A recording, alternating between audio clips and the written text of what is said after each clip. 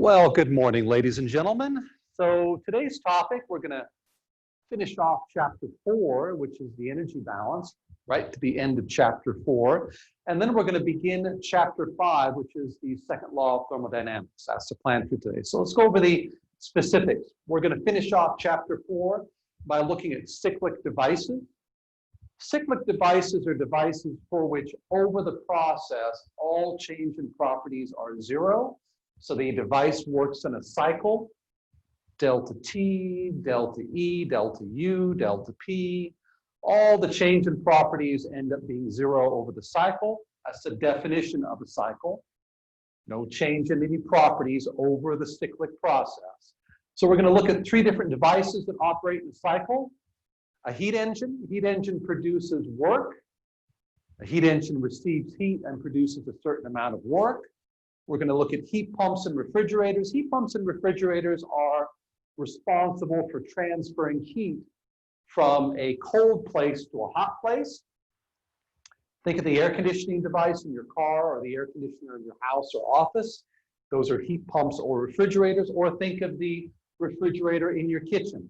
The kitchen is responsible for transferring heat from the icebox or the refrigerator compartment to the room. So refrigeration devices, heat pumps, are responsible for transferring heat from a cold place into a hot place. And because nature wants to do the opposite, heat naturally flows from hot to cold, you have to provide a certain amount of work to move heat from a cold place to a hot place. So we're going to look at 3 different cyclic devices and then finish off with an example. And then we're going to move on to chapter 5. So chapter 5 is the second law of thermodynamics. Chapter 5, second law of thermodynamics. We're going to start off with a little discussion about why we need the second law of thermodynamics. That's our motivation. We have the energy balance. Aren't we done? Well, the answer is no. Then we're going to look at terminology. For the second law of thermodynamics, there's a certain set of concepts that you need to be familiar with when we discuss the second law of thermodynamics. Then we're going to go over 2 statements. And these statements are pictures, if you like.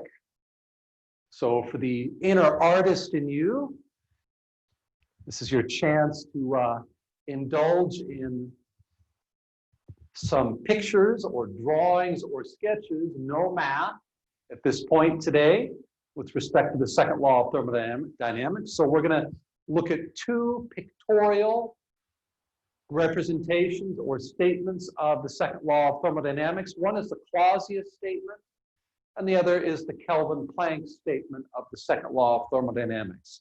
They're going to be pictures, not equations. Don't worry. We will be developing these pictures and applying various mathematical concepts to arrive at an equation statement, a mathematical statement of the second law. We'll be doing that next week. But for this week, we're going to start off with a pictorial representation of the second law of thermodynamics. Okay? So we have quite a bit of material here. Most of it's conceptual to go over today. All right, let's look at cyclic devices here. So what do we mean by a cyclic device? What we mean by a cyclic device is the change in any property is equal to 0 over the process. So change in any property equals 0 over the cyclic process. So clearly a graphical representation of this, let's say I have property 1 and property 2, could be pressure, volume, temperature, volume, internal energy, temperature, it could be anything. So the system starts off at a particular state, wanders over some process, and ends up back at the original state, okay? There could be some intermediate states. So this is State 1 is the original state. You could end up with at an intermediate state, state 2, intermediate state, state 3, and then you go back to state 1. So the change in any property from 1 to 2, back to 1 is going to be equal to 0, okay? Now, another way of saying this is for a device that operates over time. You can say that the rate of change in all properties. Another way of saying a cyclic device is the rate of change, property dot, or if you like, d prop property dt, no change in any properties over time. You could say that as well. Okay? No change in properties over a cycle, over a cyclic process, or no change in property values with respect to time. These are both ways of referring to a cyclic device. An example here might be a device. See the circular arrow there? A device working in a cycle. This device receives a certain amount of heat and produces a certain amount of work. So this heat might be a heat input, Q dot. Receive a certain amount of heat, produce a certain amount of work, and reject or output a certain amount of heat. This would be a heat engine. A heat engine is a device that takes heat and produces work. So this cyclic device might be referred to as a heat engine, HE. Takes some heat, produces some work, and whatever is left over spits out as some rejected heat, Q dot out. So that's an example of a rate-based application of a cyclic device, okay? All right, let's go over 3 different kinds of cyclic devices. We've already talked a little bit about heat engines. Let's go over heat engine, refrigerators, and heat pumps.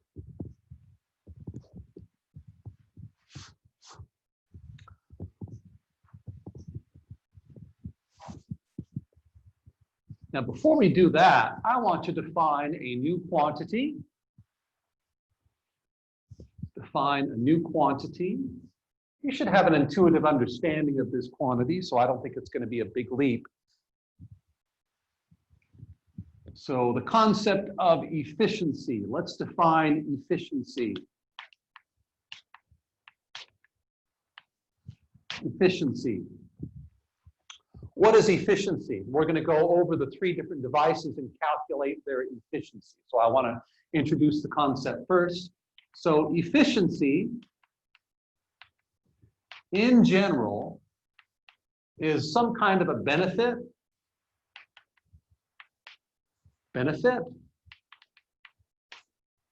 over a cost. A benefit over a cost. Now, let's apply this to a heat engine. So what is a heat engine again? Heat engine.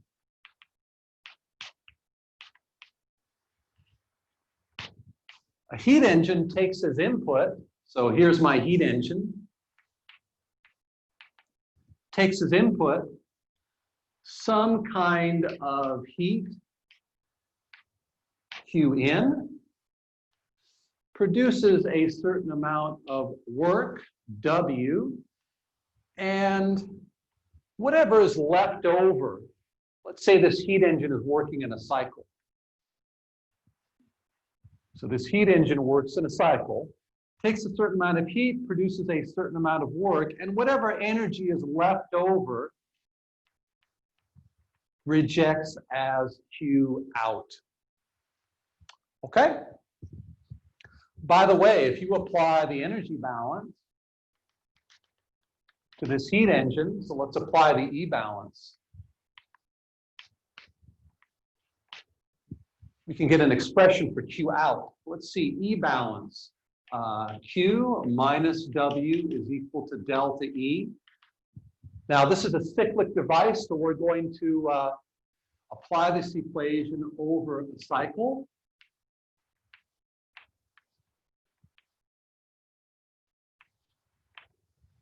So write cycle for the subscript on the energy balance. We know that change in any property, energy included, is equal to 0 over any cycle. So delta E is equal to 0. Heat and work are not properties. They're path functions. So they don't typically go to 0. In some situations they do, but in general they don't go to 0 over a cycle. Now, what's the heat addition over the cycle? Well, this device receives a certain amount of heat in, Q in, and rejects a certain amount of heat out, Q out. So that's the heat over the cycle, Q in minus Q out.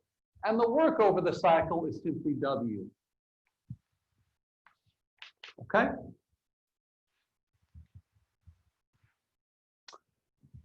Let's take the W and put it over on the right-hand side and then flip the equation. And I get W. I'll tell you what, I'm going to leave this as W cycle. Just to drive home that we're looking at a cyclic device. So I'm going to change this to W cycle. So this means that the work over the cycle is equal to Q in minus Q out. Okay? Or if you like, Q out. Let's solve for Q out. Q out is equal to Q in minus W cycle.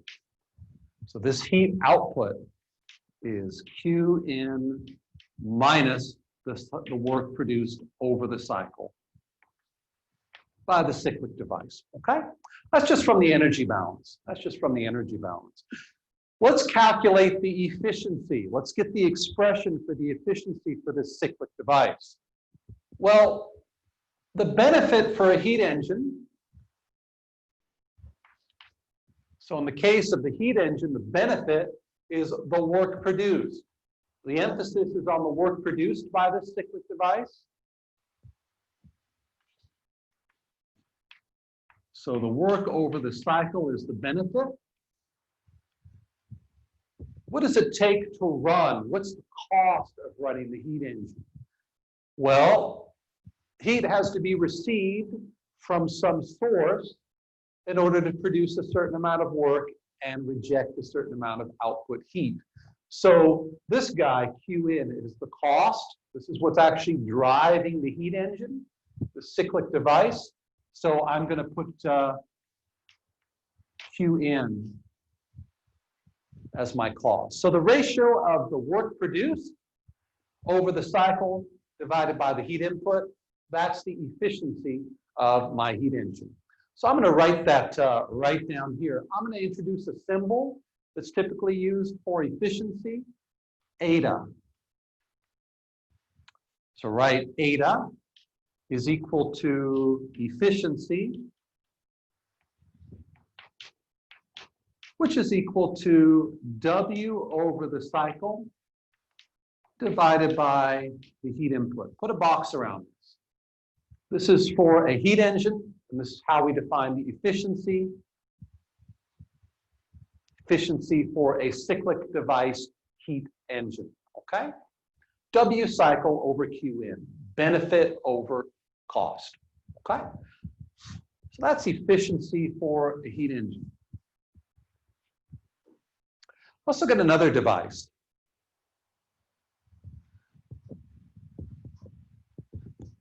Let's say instead of producing work as being the benefit, instead of producing work, we're more interested in a device which transfers heat. So let's say I have a hot place. T hot, and a cold place, T cold.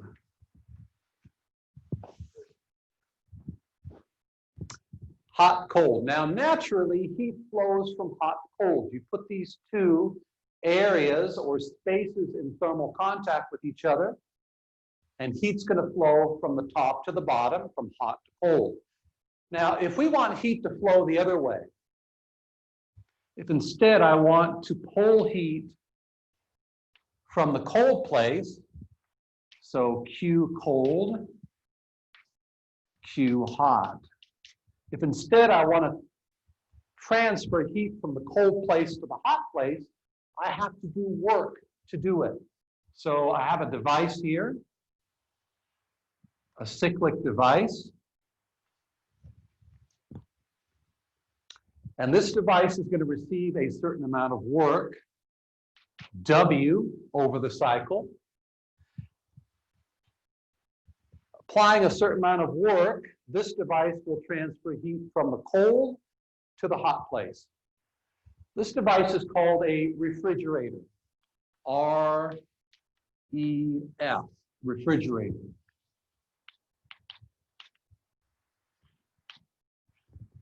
Refrigerator, R-E-F.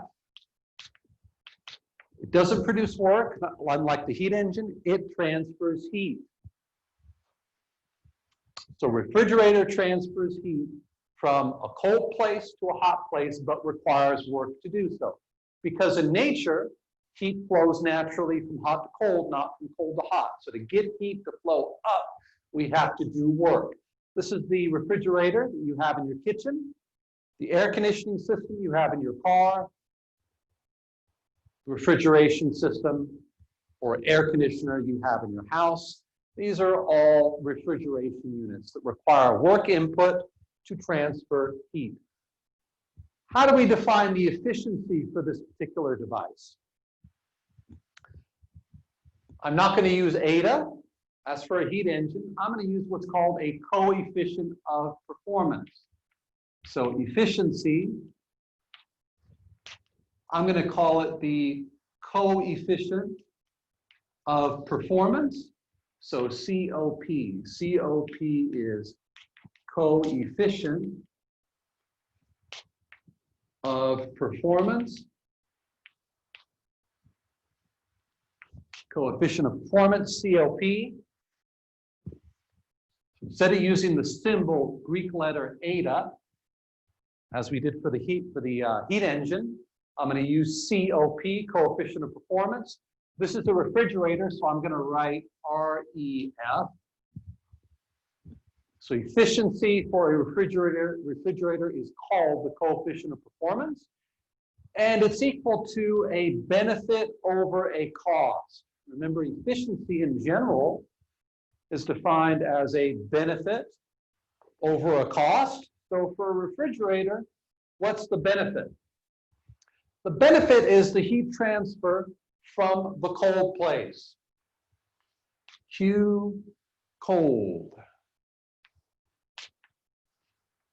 That's the heat transfer from the cold place. The refrigerator is meant to cool a cold place, keep a cold place cold. So that's the benefit, Q cold.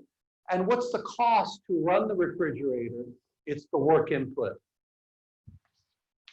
Q cold over W. Coefficient of performance, COP. Q cold over the work. So the coefficient of performance for a refrigerator is defined equal to the heat transfer from the cold place divided by the work required to run the device. Okay? If you want to put a W cycle here, that's fine. I could have put a W cycle here, but I didn't. All right?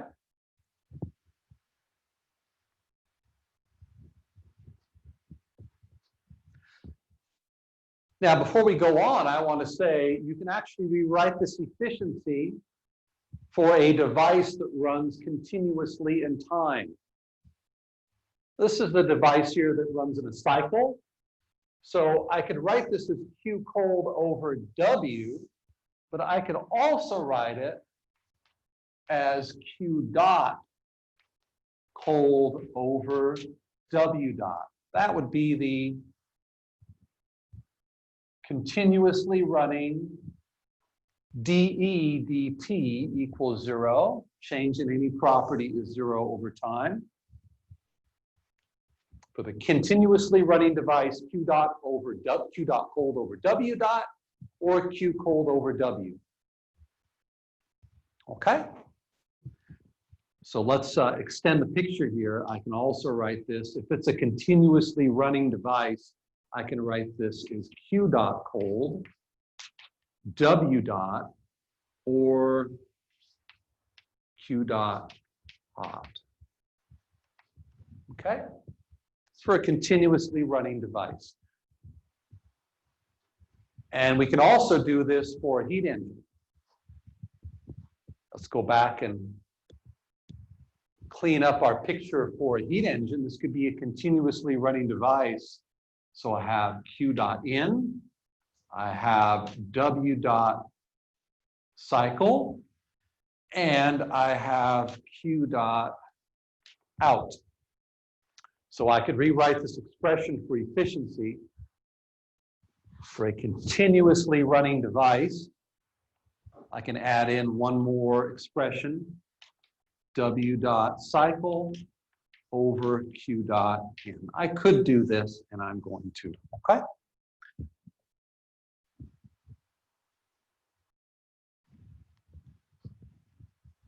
Let's look at one more device here, now that we have the right frame of mind for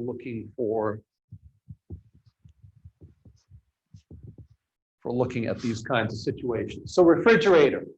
The purpose of a refrigerator is to transfer heat from a cold place and shove it into a hot place. We also have what's called a heat pump.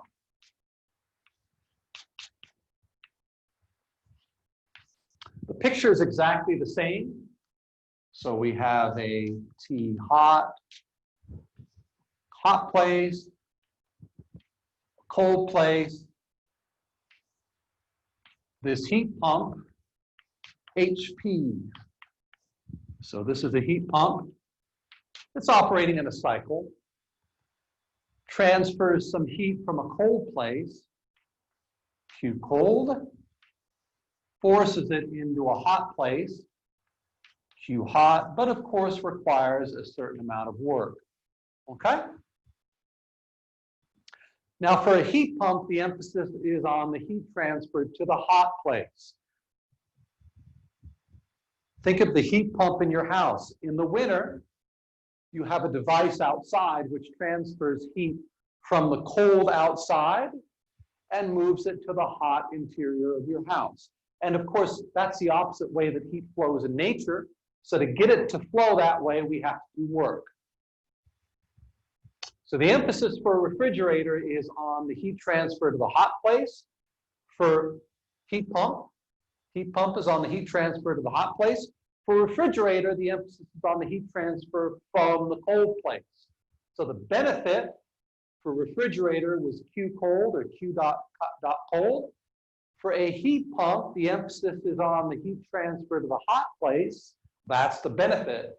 So the coefficient of performance for a heat pump is defined as Q hot divided by the work required. Benefit is the transfer of heat to the hot place. Of course, you have to do work to get heat to flow from cold to hot. And of course, on a continuous basis, we have Q dot hot divided by W dot. Okay, so this is the definition of coefficient of performance for a heat pump. It operates exactly the same as the refrigerator. It's the same device, but the emphasis is on the heat transfer to the hot place versus heat transfer from the cold place. In the refrigerator inside your house, you're not really interested in the heat rejected into your kitchen. You're really interested in the heat transfer from the icebox or the interior of the refrigerator. For the heat pump in your house, you're not really interested in the heat transferred from the cold outside. What you're really interested in is the heat transfer into your house to keep your house warm. So for the refrigerator and the heat pump, the devices are the same, but the benefits are different. In the case of the refrigerator, the benefit is the heat transfer from the cold place. And for the heat pump, the benefit is the heat transfer to the hot place. Same device, slightly different expressions for coefficients of performance. Let's do an example. Let's say we have,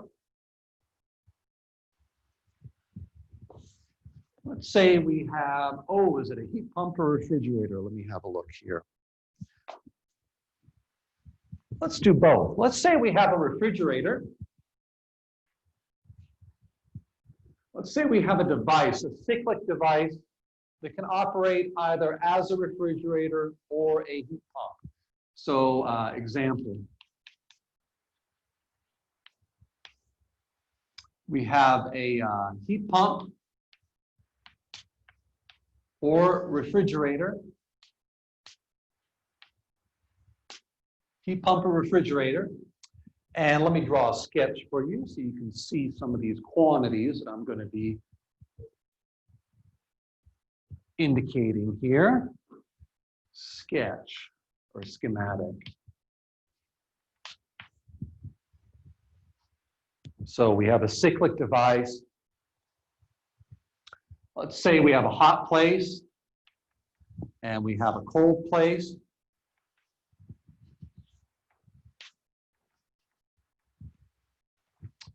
T hot and T cold are 24 and -6 degrees C. So T hot is 24 degrees C. T cold is -6 degrees C. This is probably a refrigerator we're talking about. -6 degrees C is probably the freezer. The hot place is probably the interior of your kitchen. And this device is a refrigerator. Let's start off with the refrigerator. It works in a cycle, and it pulls in a certain amount of heat, Q cold, and receives a certain amount of work, W. Now, Q dot and W dot. What are these heat transfers or rate of heat transfers and works? The work input or power input, W dot is equal to 500 watts. The heat transfer from the cold place, Q dot cold, is 75 kilojoules per minute. 75 kilojoules per minute. What are we supposed to find? Let's find the coefficient of performance for the refrigerator. Let's do that first. A, COP for the refrigerator. If we treat this as a refrigerator, what's its coefficient of performance? Okay? So, received a certain amount of heat from the cold place, 75 kilojoules per minute. To move the heat from the cold place to the hot place, W dot is 500 watts. Okay, so that's the picture right there, all right? And this thing, we're going to treat it as a refrigerator and calculate its coefficient of performance. All right, let's go here to the analysis.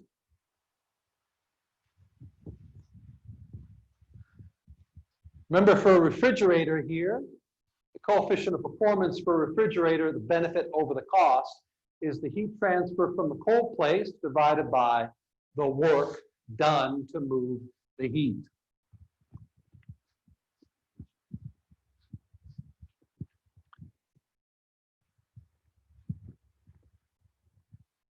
Analysis.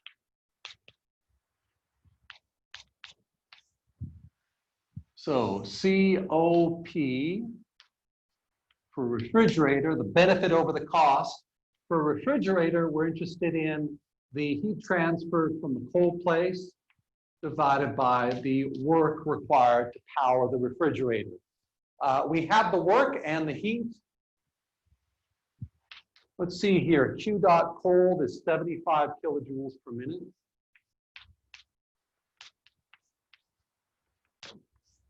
And then W dot is 500 watts.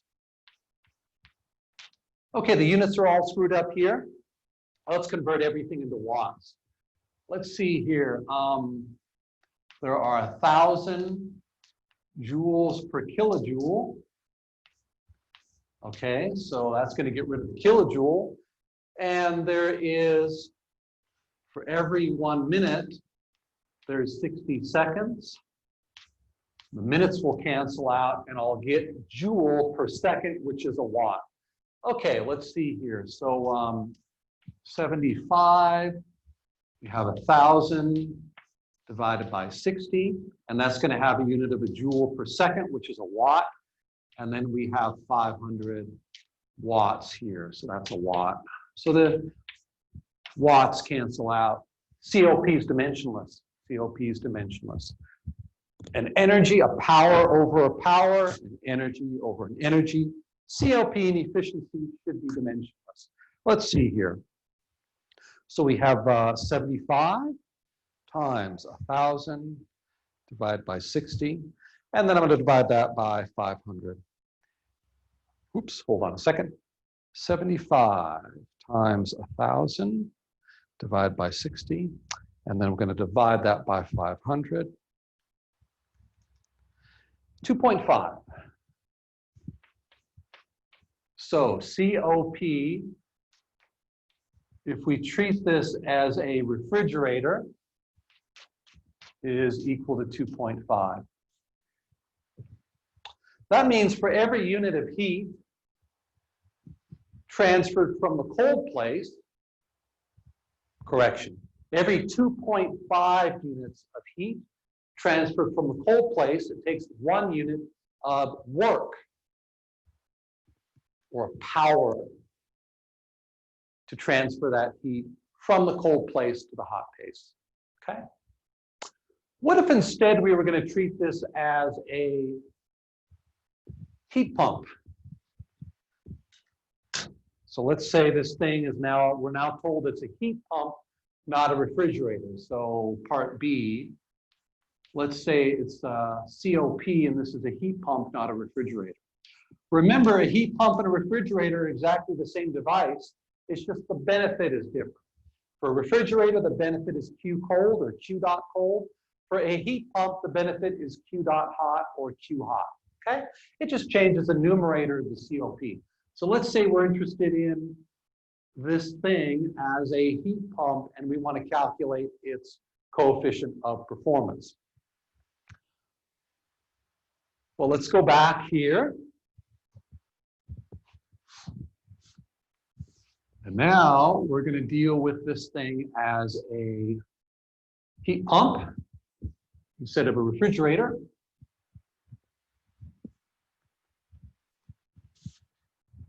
Heat pump.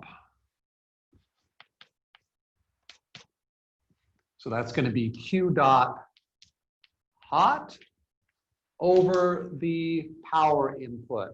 Okay, that's the cost. The power input is the cost. Q dot hot is the benefit.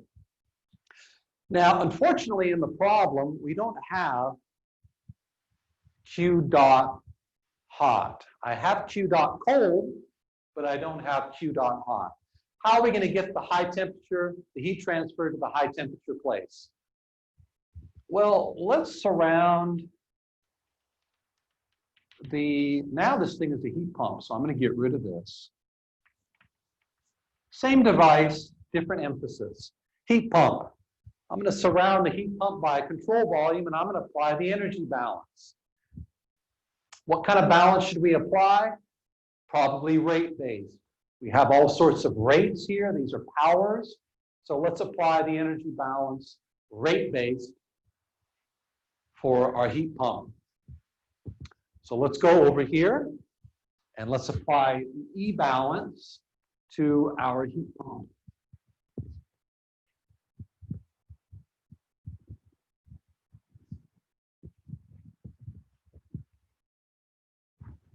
So we have our hot place, we have our cold place,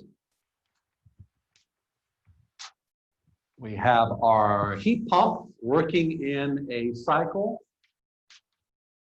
Heat pump working in a cycle, which moves heat from a cold place to a hot place by the application of work.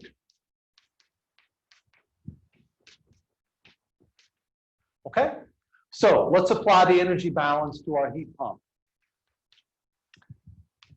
Q dot minus W dot is equal to the time rate of change of energy, okay, dE dt, and this is for our heat pump.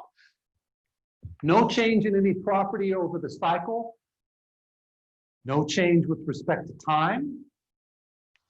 So this is a cyclic device. Cyclic device, so dE dt is equal to 0. The work, okay, there's our W dot. The heat transfer in, heat transfer, net heat transfer in. This is the total heat transfer into the heat pump. I got heat transfer from 2 different locations, in and out of 2 different locations. I have the heat transfer from the cold place, that's going in. So Q dot cold, that's being transferred in. And I have Q dot out, which is the Q dot hot. Q dot hot.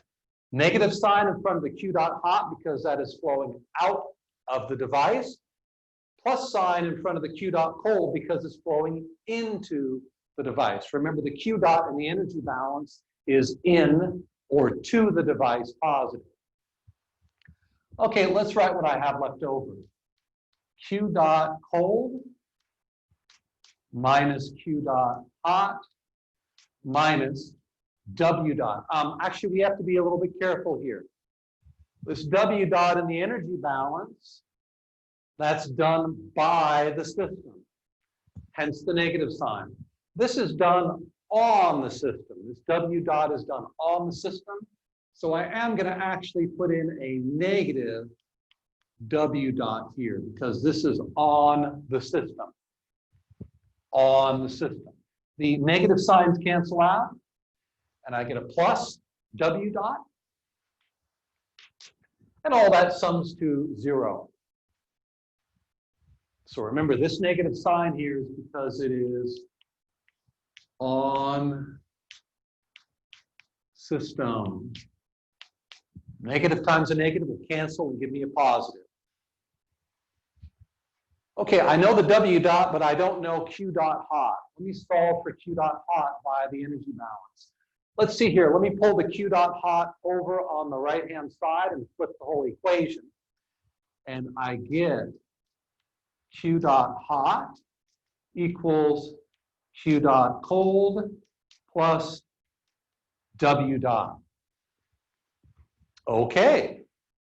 So the heat transfer to the hot place is equal to the sum of the heat transfer from the cold place and the work done to push the heat from hot to cold. These two added together is equal to the heat transfer to the hot place. Okay, so Q dot hot is Q dot cold plus W dot. And then in the denominator, I have W dot. So that's going to be equal to Q dot cold over W dot plus 1. Q dot over W dot plus 1. Let's see here. If you recall, this guy here is just the coefficient of performance for the refrigerator. We've already calculated that. Coefficient of performance for the refrigerator, Q dot cold divided by W dot. And we already calculated that is 2.5. Add a 1 to it, and I get 3.5. So the COP, if we treat this as a heat pump and not a refrigerator, is equal to 3.5. Okay? So if you call this thing a refrigerator,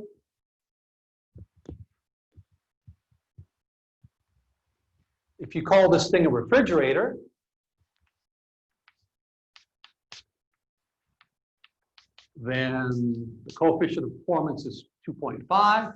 If you want to treat it as a heat pump, it's equal to 3.5, okay? Same device, different benefit, therefore different efficiency, i.e. coefficient of performance. Okay, let's take a pause here.